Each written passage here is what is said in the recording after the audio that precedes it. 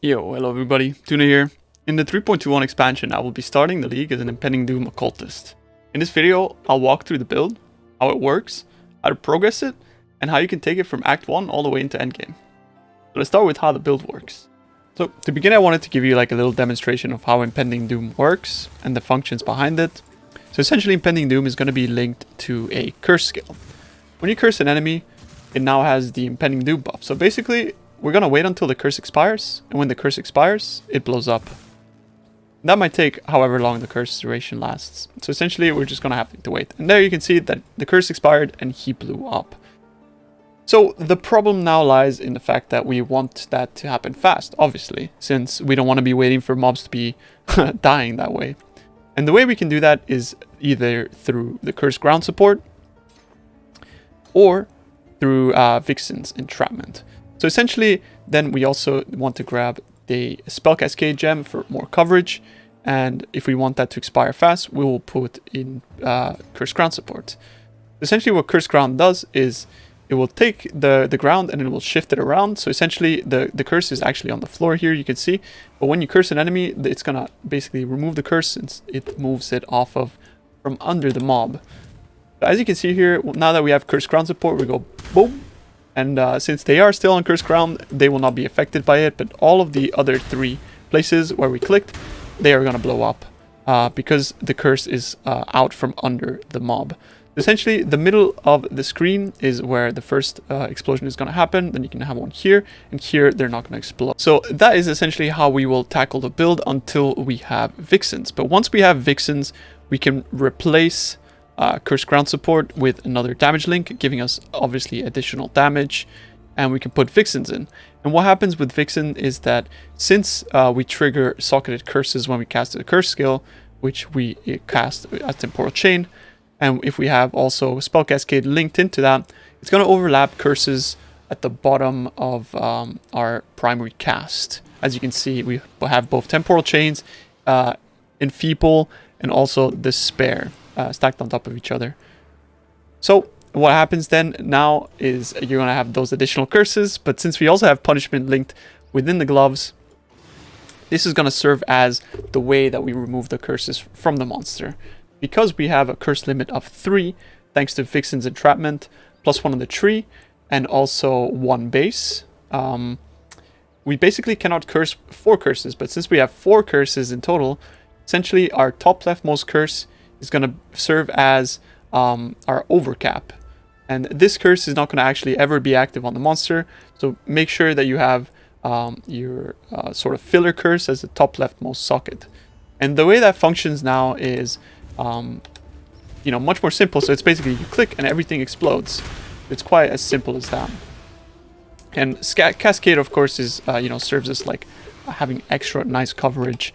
So we can actually further increase the coverage of that by linking Awaken Spell Cascade here into our gloves. And what's that going to do is it's going to add an extra 2 casts there.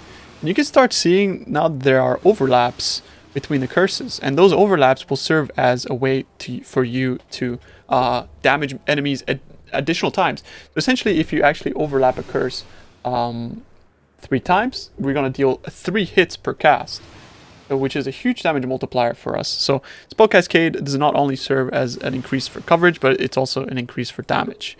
But of course, early on, you're not going to have Awakened Spell Cascade, but you can still actually get additional explosions. As you can see, you overlap with 2 curses all the time. So you're going to just basically be casting right behind your target, put your mouse right on top or right behind them, and it's just going to blow up. And yeah, that is the basic mechanics behind Impending Doom, how it functions. And the thing that you need to know about it as well is that cooldown recovery rate actually increases the amount of times that Impending Doom can explode. And essentially your cast speed and your cooldown recovery is going to have to be balanced. But it's not something that you should really worry about early on. It's only something that you really need to worry about in later endgame stages of the game. And when you actually need to get into like super min-max type scenarios. Early on, all you really have to worry about is that... of getting like your Vixen's entrapment and actually getting your curses to expire and that kind of stuff. Yeah, that is the basic fundamentals of how Impending Doom works, and I hope that it helps you to sort of understand it more with the visualization of this skill gem. Now that we have explained some of the offensive mechanics, I'd like to also explain the defensive mechanics behind this build. In endgame, we will achieve 100% ailment avoidance. Through itemization, 100% avoidance is achieved with the help of the Storm Shroud unique jewel. This will help keep you safe from ailments such as shocks, chills, freezes, and ignites, as well as alternative ailments. Eldritch Altars and certain rare monsters can reflect non-damaging ailments you inflict, therefore it is important to itemize for this, and can drastically increase the damage you take from all sources, or slow down your character's speed substantially. Spell Suppression halves all of the incoming damage, making it an extremely valuable defensive layer. Spell Suppression cap is easy to achieve thanks to the passive tree clusters, granting a large sum of it. The rest will be itemized for, in order to ensure that you have 100% or more. Keep in mind that going over 100% doesn't do anything. So you want to be as close to 100% as possible to ensure that you're not wasting any stats. Armor will mitigate incoming physical damage from hits. It is granted by both wearing a Skin of the Lords and using a Granite Flask as well as Determination. The Aura will grant the More Multiplier as well as a large amount of flat armor. Molten Shell then grants a huge buff. This is amplified by your base armor, which absorbs incoming damage in a set duration when triggered by cast when damage taken support. Finally, Evasion increases your character's chance to evade incoming attacks. It is granted by wearing a Skin of the Lords and a Jade Flask. Additionally, Grates grants a More Multiplier as well as a large amount of flat evasion. The playstyle for this build is simple. While mapping, you just ensure that all your auras are active. You shield shot from pack to pack, casting your hexes to clear out the screen of any monsters. Cast Malevolence when it is down to provide an additional damage boost when needed. You must be wary, however, of some map modifiers. So map modifiers to avoid are: players have reduced effect of non-cursorus, less armor, monsters are hexproof, less recovery rate of life and energy shield, and chance to avoid poison. For bossing, you must ensure that all your auras are active before starting the encounter. Use your Flame Dash to dash and dodge boss abilities. It provides you a safe way to traverse distances. Make sure to recast Malevolence whenever it is down to grant you a more damage multiplier. Place your cursor slightly behind the target and spam cast your hex skills. You should hear 2 distinct hits per cast. You're correctly overlapping your hexes with your target. Continue dodging abilities and casting your hexes whenever possible to reapply your poison damage on the target. After finishing the campaign, the first thing you want to do is you want to get 6 Impending Doom gems and put them in your offhand. This is extremely important because Impending Doom deals a ton more damage as it's leveling up. So what you want to do is you want to be able to corrupt them as soon as they level to 20, because getting a level 21 gem is a great deal of damage increase. So make sure you do that as soon as you get into the maps. One of the first milestones that you want to look for is to grab a Hex on Hit ring. So the Mark of Submission will fulfill this. Mark of Submission enables automating a curse. In our case, it's going to be Despair or Temporal Chains. Socketing that curse inside of the ring is going to trigger whenever your Doom Blast triggers, essentially granting you more damage and making your poisons last longer on the target. Getting a 6 link early can be expensive, but Tabula Rasas are actually a very cheap option for doing that. Going from a 4 to 6 link will double your damage, and it is therefore a game changer essentially. This will be able to take you into red maps, especially now thanks to the mastery that grants 15% increased maximum life if there's no life modifiers on the body armor, meaning that the Tabula Rasa is going to be actually a great chest, take all the way into red maps. Keep also in mind that you can use the Dendrobate chest, find one. Having one with a 5 link is very good as well, because it has an additional link of chance to poison, which is flat damage, and also the fact that it gives chance to poison, of course. As you progress through maps, you want to be able to get Syndicate Unveils. Syndicate Unveils are important for this build because we need various modifiers, one of which is for belts. Regenerate energy shield per second while a rare or unique is nearby. We need this because early on, when we don't have such a big ES pool, and since ES is used as our mana because of Eldritch Battery, we are actually running out of mana in situations where we are fighting a single target and we spam our curses. So having this modifier on our belt will make sure that we never run out of mana. Make sure to unveil that and craft it onto your belt as soon as possible. The Shield Leper's Alms is generally very, very cheap, and it grants a ton of evasion and energy shield. Energy shield is very helpful because it ensures that you're able to cast your Divine Blessing aura setup, and it grants a ton of evasion, which makes you essentially avoid attacks a lot more. It makes it a lot less likely to die because of that, and also because it also gives Shared Suffering, which is a mechanic that is unique to this item.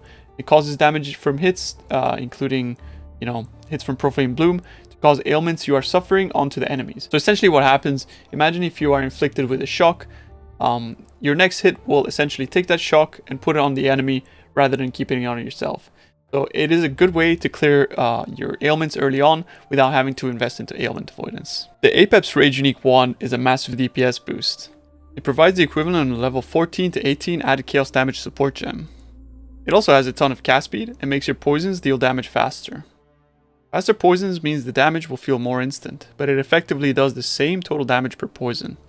The downside of this unique is the fact that you lose 40 mana whenever you use a skill. However, this effect is completely offset, since we use Eldritch Battery. Keep in mind that the rolls on this wand have a very high variance, so purchasing one with high rolls is going to be quite expensive. Make sure to look one for a decent roll within your budget. Now we're getting more into mid-game upgrades. Vixen's Entrapment is the first thing that you want to buy once you can afford it.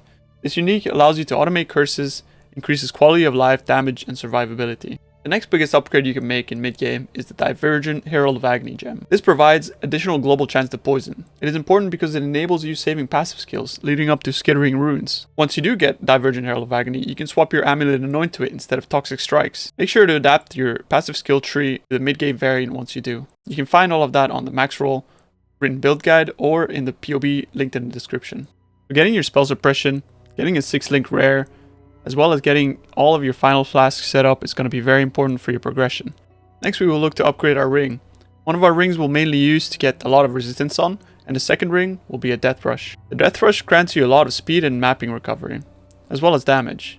This is a really good ring for if you want to focus on mapping and if you want to go fast. Note that the rolls on this ring have high variance. You can get anywhere between 1 to 3 seconds of adrenaline on kill, so make sure that you're grabbing one with at least 2 seconds. Additionally, the recover life on kill is not as important, but is something that you should look out for as well. The belt is where we get a lot of power on this build, and is also a great way to get a lot of your strength. This build does need a decent amount of strength to get going because of the Determination gem. We can craft with the Shrieking Essence of Rage, and we can do that until we obtain life and resistances. There is a modifier that you can craft on belt as well, which grants cooldown recovery speed. However, it is important to note that you might also need the regen of ES. So depending on how much energy shield you have and how much you can afford to lose. At this point, you can also put a search out for belts with increased cooldown recovery rate and the resistances and stats that you need. This can roll on both Crusader as well as Shaper belts, up to 20%. The amulet which we want to upgrade to later on is the Eternal Struggle. The Eternal Struggle generates with 2 Eldritch Implicit modifiers, an Eater World and a Searing Exarch one. The amulet can have the property of being dominated by one of the Eldritch Horrors. If the Searing Exarch modifier is of higher tier, that means it's dominated by Searing Exarch. Conversely, if the modifier has a higher tier Eater World implicit, then it's dominated by Eater World. It is really important to look for an amulet with Searing Exarch dominance, as we want to enable the kill enemies that have 15% or lower life if Searing Exarch is dominant. To ensure that the amulet you have purchased has the correct dominance, make sure to check the list in the description or on PoEDB. As a final check, you can also hold the Alt key while you have the amulet in the trade window before accepting a trade. This will give you an indication as to which modifier is of a higher tier, and guarantees you are purchasing the correct amulet. For reference, the tiers go in the following order: from lesser to greater, to grand, to exceptional, exquisite, and perfect. Some of the good Searing Exarch modifiers we're looking for are % increased chaos damage, increased effect of non-curse auras from your skills, % to chaos damage over time multiplier, % increased movement speed. Some of the Eater World modifiers we look for are % chance to suppress spell damage, increased energy shield recharge rate, % increased armor, % increased evasion rating, or % increased maximum energy shield. So at this point in the game, you want to start to look for rares with Eldritch implicits.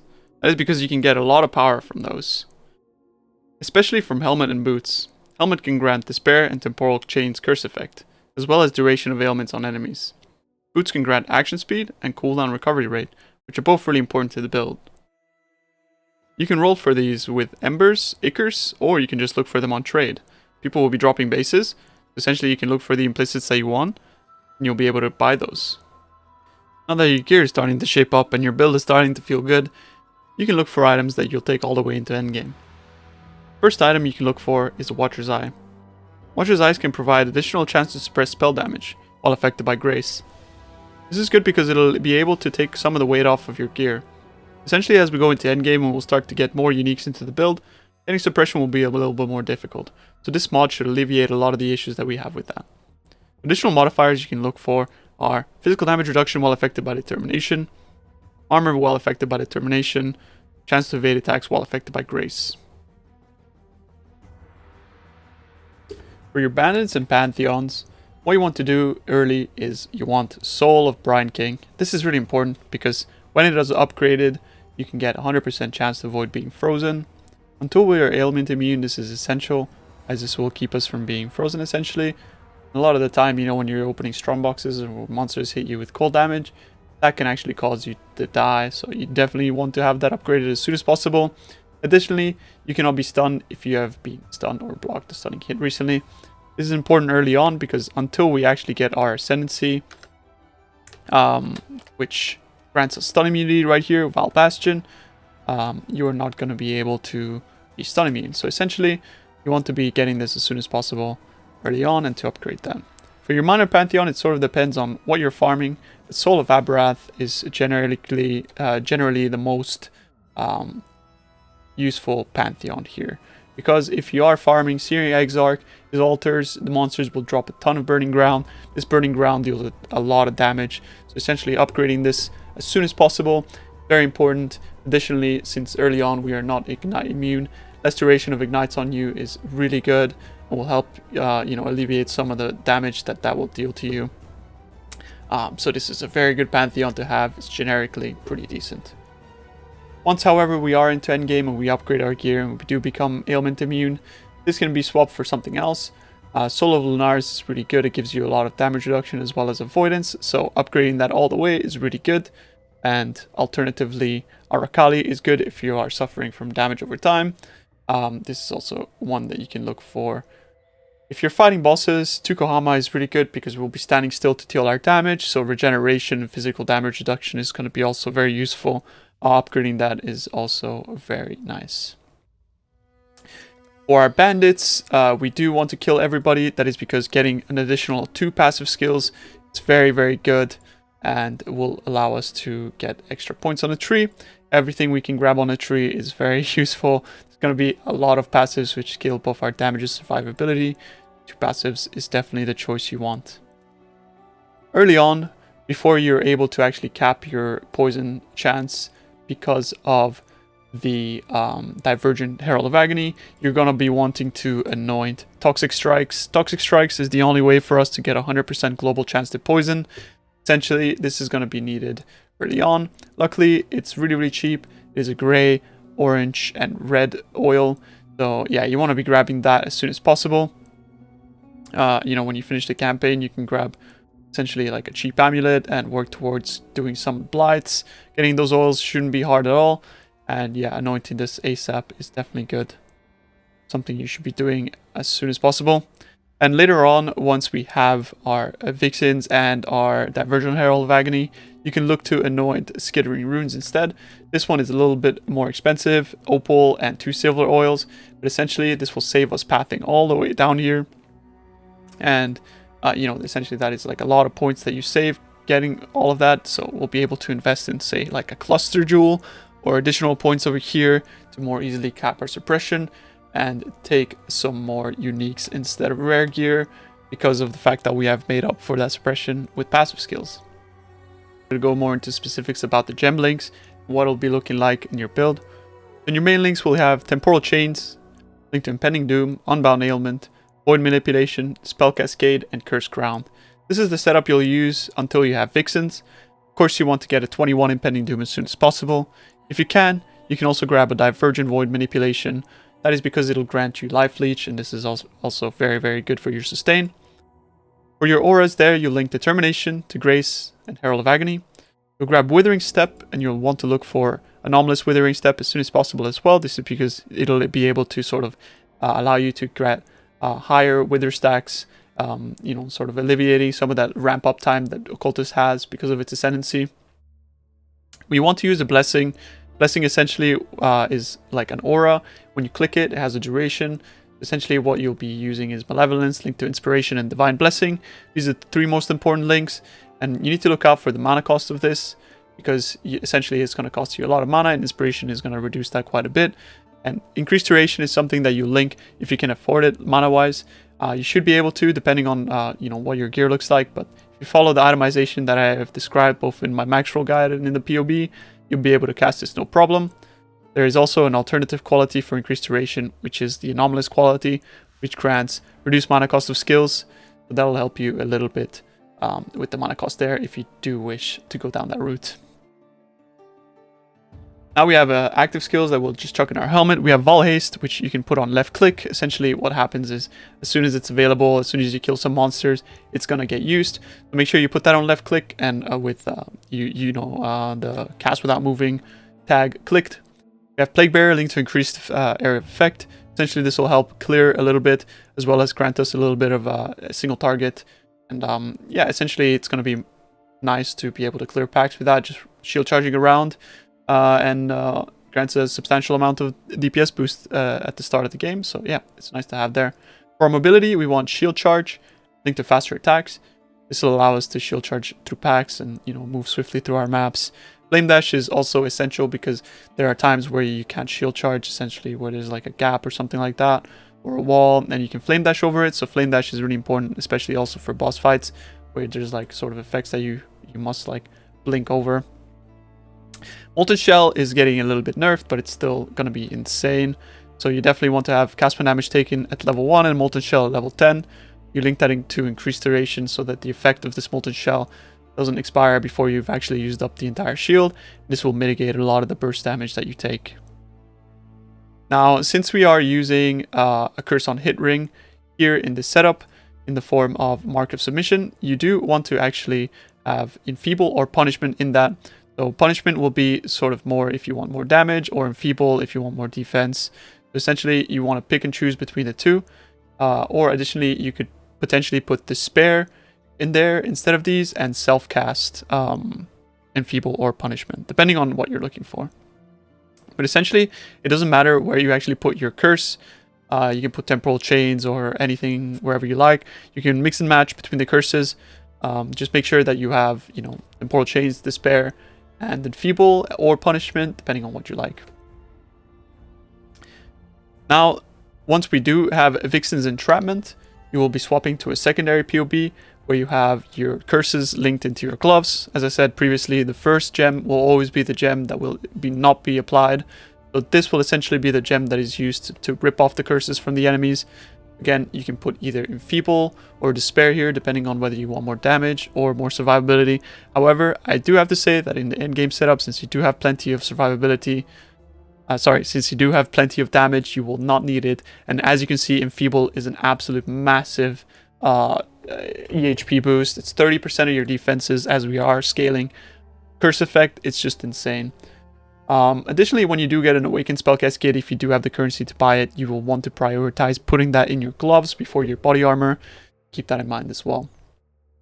So yeah, in our Vixen's Entrapment, we will put Punishment in our first gem, Despair, Awakened Cascade, and Enfeeble. And on our main links, we will keep Impending Doom, Temporal Chains, Awakened Cascade or Normal Cascade, Void Manipulation with the Divergent quality, Awakened Added Chaos, and Awakened Unbound Ailments.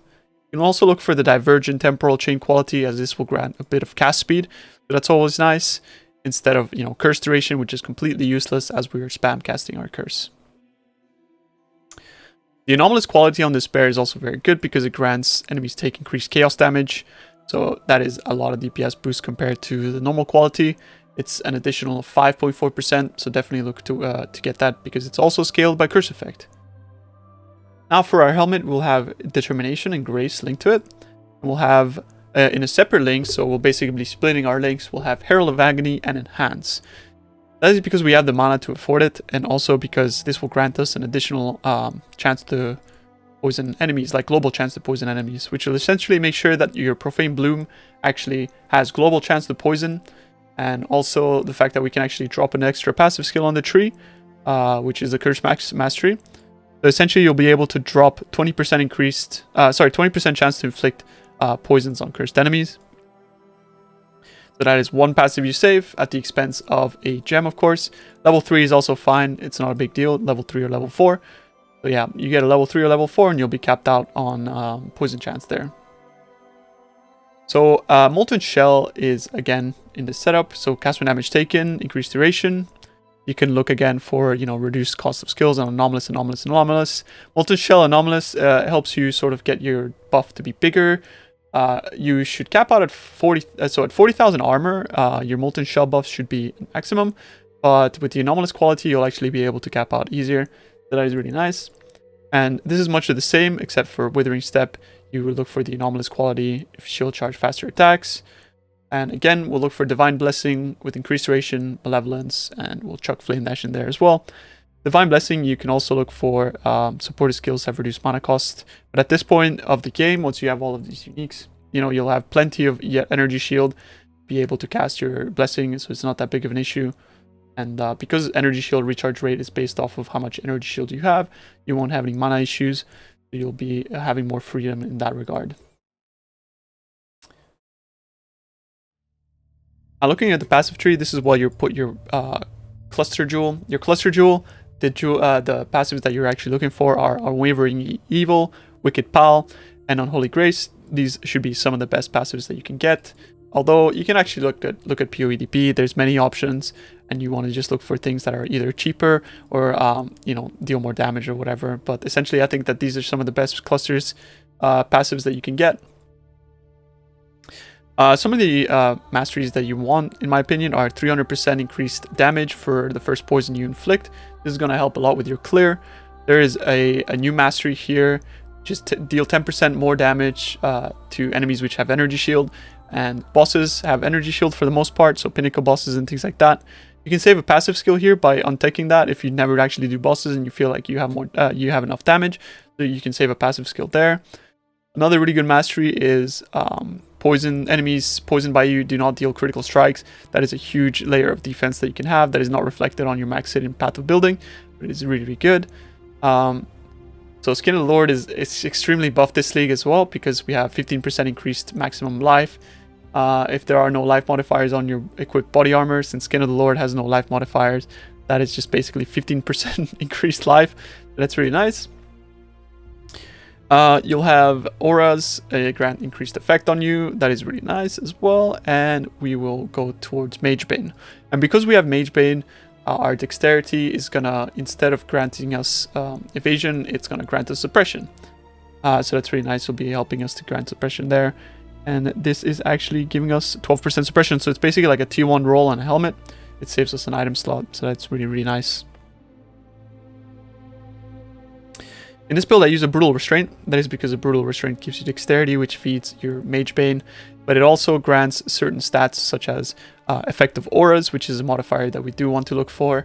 And as well as like faster poisons or other things like that. You can actually look for a list on PoEDP or on the wiki to show you all of the modifiers you can get.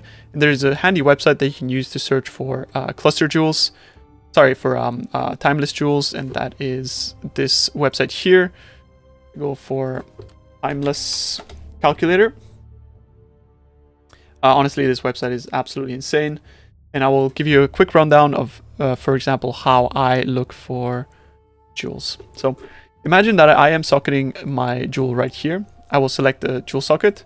And I will say that I want a Brutal Restraint. So that is a Brutal Restraint. Conquer doesn't really matter. You can select any of them. It's not a problem. And then you want to select stats. So selecting stats is what you want to look for. Here you can see all the stats. So imagine I want increased maximum life. That is obviously useful. You can have movement speed. That is also nice. Last charges gained can be good. You can scroll through here. Frenzy on kill is also very useful. And attacking cast speed could be good. But increased effect of non-curse aura skills. And the poisons you inflict deal damage faster. Well as potentially Alchemist Genius, right?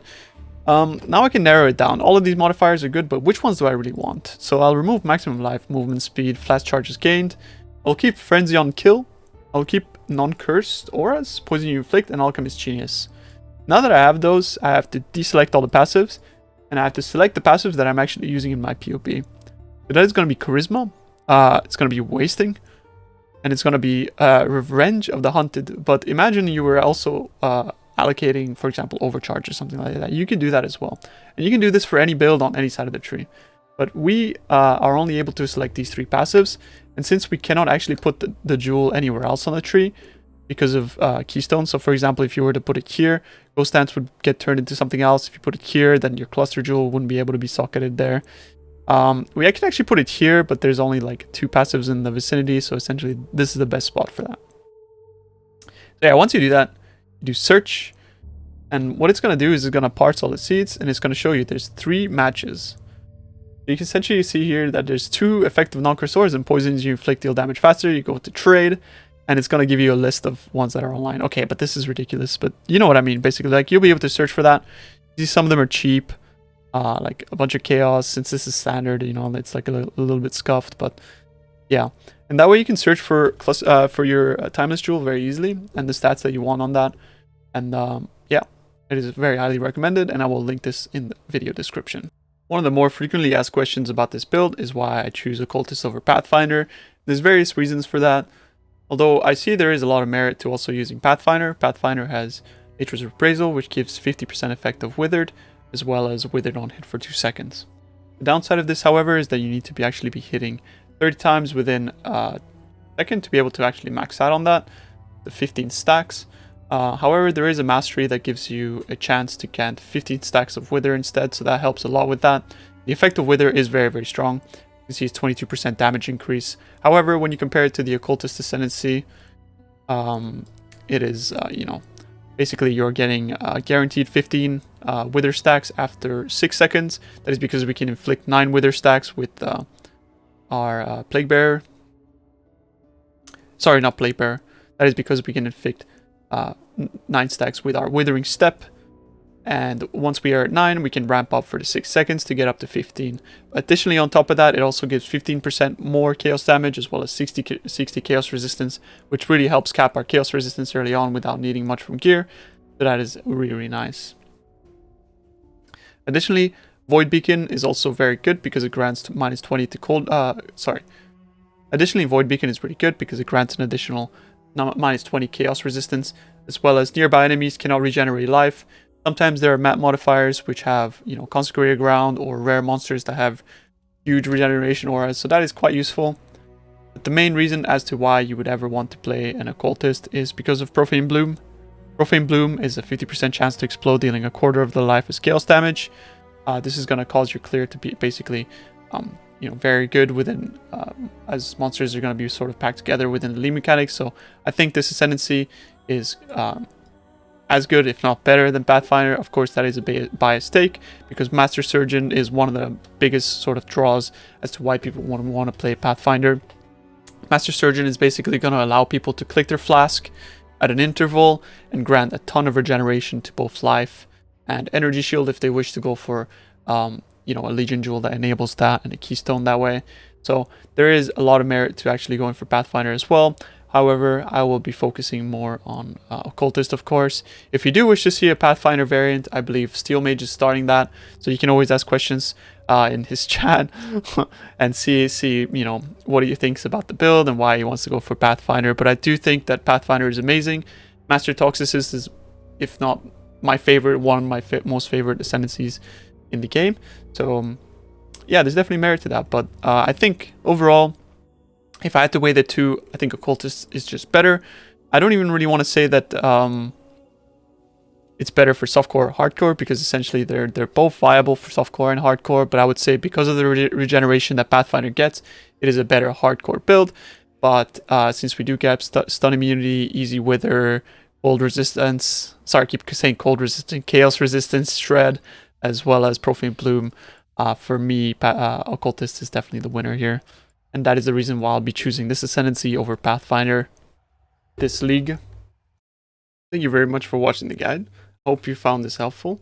And please do make sure to check out in the description the leveling section written by Tai on the max roll guide, as well as much of the other information that's given out in the guide. I hope that is of help. Thank you very much for watching, everybody. You guys are the best. Appreciate you all. Bye-bye.